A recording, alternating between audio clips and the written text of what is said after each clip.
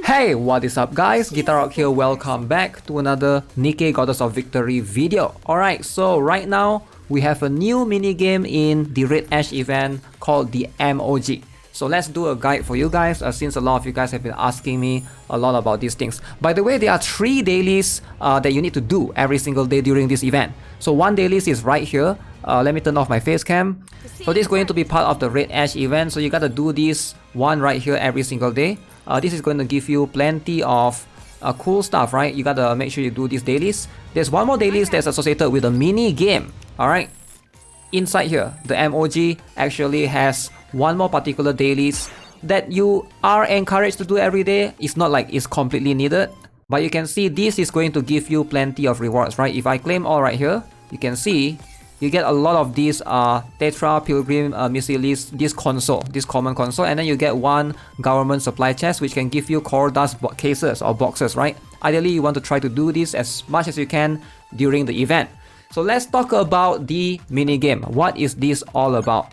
So as you can see, there's plenty of weapons that you can choose. There's modules. There's also the lost items. So some people have been asking me, how do you get this item or that item? So just come to this particular menu right here, illustrated guide, lost item, and then click on the item that you don't have. It will tell you where to find them. For example, this one, it tells me I can get this from the military base, Dorothy, right? So you can get this in specific using entering those stages.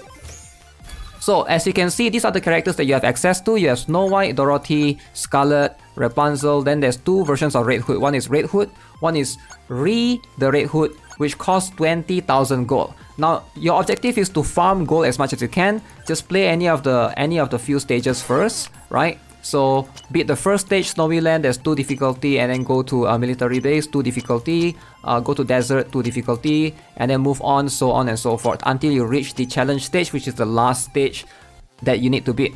Now, let's say you don't want to play the minigame at all. What will you be missing out on? So you get 10 pulls, as you can see, for each of these stages that you beat. You ideally don't want to miss out on this. 10 recruit vouchers. There's also some additional challenge right here. They will give you some skill manuals along the way. A very cool avatar frame right here.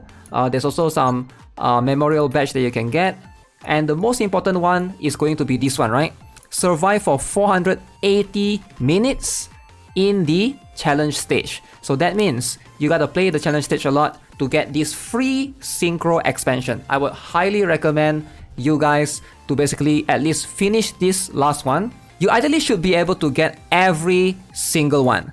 The one that you cannot get probably is going to be this one, where you clear the challenge stage. Now this one I know is going to be very hard. The challenge stage is the hardest difficulty stage. It's hard to find the right equipments, the combination of the right weapons alongside with the right perks, right?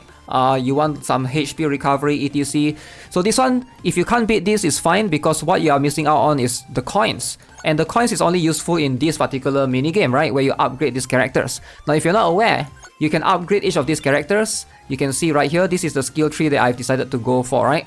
So upgrading the characters are going to be very important, especially when you're trying to tackle the challenge stage. I noticed that after upgrading all the way down here, especially like this one, you can see it gives you a lot of attack, right? Attack by 5. This one gives you attack by 5. The first one literally only gives you attack by 2. So when you go all the way to the bottom, yes, it costs more gold. Obviously, I think the last one took almost like 90,000 gold. A lot of gold coins are needed. So ideally, the strategy that I recommend most players to go with is to just focus on Scarlet. She will be able to carry you throughout, and then just play Simulation Room 2, keep farming this stage, get plenty of coins. If you can reach the end, that's going to be at least 30,000 gold or so. That would take you about 15 minutes, right? And then hopefully, once you're strong enough, fully upgrade your Scarlet and then enter the challenge stage and try to beat that one. Now, if you invested wrongly in any of the characters, don't worry, there's a reset button right here. You can basically get back all the coins. If you want to pour back into some of these characters, you can basically get it back, right? So that's something that you can take advantage of. Also, one more thing is also regarding this particular specific mission, right? This one, the 480 minutes. You don't have to do it all at once, alright? It's cumulative throughout the duration of you playing the event. So just take your time, you know, just enjoy the challenge stage, I guess. And is this worth it? I'm gonna leave it up to you guys. A synchro expansion slot is worth 500 gems. Now 480 minutes is a lot of minutes, right? That's 8 hours. 8 hours of you playing this particular mini game. That's a lot of time. Unless you really enjoy this kind of gameplay, is it worth that 500 gems? I let you guys decide.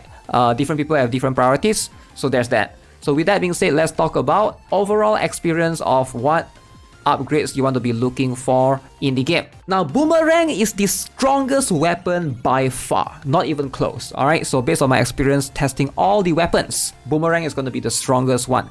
So the strategy is to hopefully RNG try to get a boomerang. It's going to be tough. So basically you can hold up to 6 weapon slots. So if you fill up all the weapon slots with all level 1 weapons, then you are not going to be able to get a new weapon after that. So what you want to do, make sure you plan accordingly. Try to level up existing weapons first. Hopefully you don't fill up the slots, and then you have like a couple of slots remaining, and then preferably, hopefully you RNG boomerang along the way. Alright, so take advantage of the magnets, of the bombs, of your ultimate skill as well, right? So I do think that boomerang is going to be something that is much preferable in almost all the situation, all the scenarios. As for the rest of the weapon, it's going to depend on the characters that you have.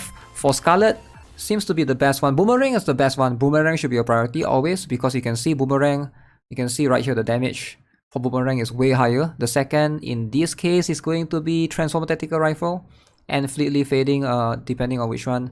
But these 3 should be a priority. Now, if you're tackling the challenge stage specifically, if you're trying to reach higher difficulties, this one, the Cube Reflector, is very good as well. And also Scarlet's default weapon, Fleetly Fading, is probably one of the best. Get this out to level 5. I'm still experimenting with this, but apparently I've been told that Landmine is going to be one of the better weapons as well that you want to prioritize on. So this is one of my challenge runs that I did record earlier today, so hopefully give you guys a context or a better idea, right? Okay, let's talk a little bit about why Scarlet is ideal. Because Scarlet's default weapon, the Fleeting Sword, right, this one, Fleetly Fading, is very good weapon. I think this is usually in the top 3 that does the most damage aside from boomerang. So if you invest a lot in Scarlet, I think you are having that RNG removed from you, that you don't have to worry about getting a bad weapon overall, right? Because ideally this is one of the first 3 weapons that you really want, and it's a really good weapon overall. So I do think that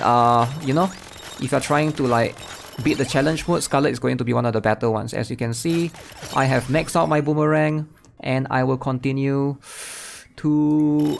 I got no choice, it's one of those 3. So I'm still trying to like RNG, see if I can get lucky with the HP module. That's going to be quite rare as well. So if you can get that one, that's ideally the one you want, because that gives you the ability to repair your character. So the best one to obtain for challenge mode, I think, would be this one. And also you want to try to max both the projectile size and the projectile speed.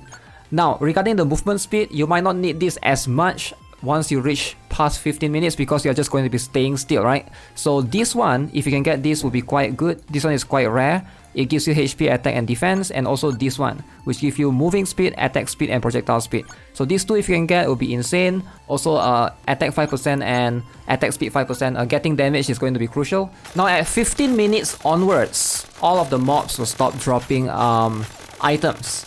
So this challenge mode is actually up until 15 minutes. If you don't really get the good stuff, you can practically just yeah, at this point you can see, so no items will be dropped anymore. So this is like my last one. So at this point I have to choose between all of these. Let's see, still chance. Okay, yep, that's the last one. So after this, the mobs are not going to drop anything anymore. So at this point, you're pretty much on your own. So if you don't have the HP regen, you know, upgrade for the for your character, right? Ideally you should have one more slot here. I couldn't get it in this particular run. So this is going to be a tough run. Most likely this is not going to be the run we are looking for. To make it to 30 minutes, it's going to be a little bit tough. But I'm going to say this is still going to be pretty good. So you can see right now, Boomerang is still going to be the one doing the most, followed by Fleetly Fading and Reflector. So I'm going to finish this run and, you know, hopefully we can see how is the damage like. Now throughout the run, I'm just going to have my finger ready to use ultimate in case I need to. So if you stay completely still, these red balls at 17 minutes onwards, they won't hit you if you stay completely still. But if you move around, they're going to hit you. So the strategy is to have to not move around if possible. Just stay still right? It's a bit scary. It looks like they're gonna hit you, but they won't if you stay still. 19 minutes! Ooh, this is getting intense. Alright, 20 minutes, things are getting crazier. But yeah, you're gonna get hit once in a while. I'm guessing just use ultimate once you have ultimate ready. Just blast it through. Ooh, still surviving, 21 minutes soon. Oh, we got hit right there. At this point, 21 minutes, this is going to be my record soon. Okay, ultimate again. Oh man, HP repair module, what did I get at? 21 minutes. Yep. If only I have the HP repair module, that would have, the weapon combinations is pretty good. Like you can see Boomerang, definitely one of the better ones. Look at the damage scaling, right?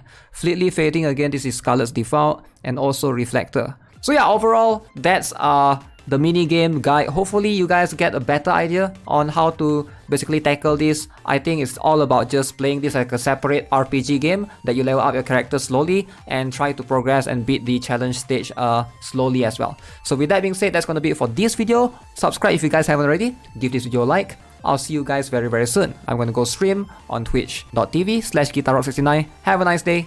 Goodbye.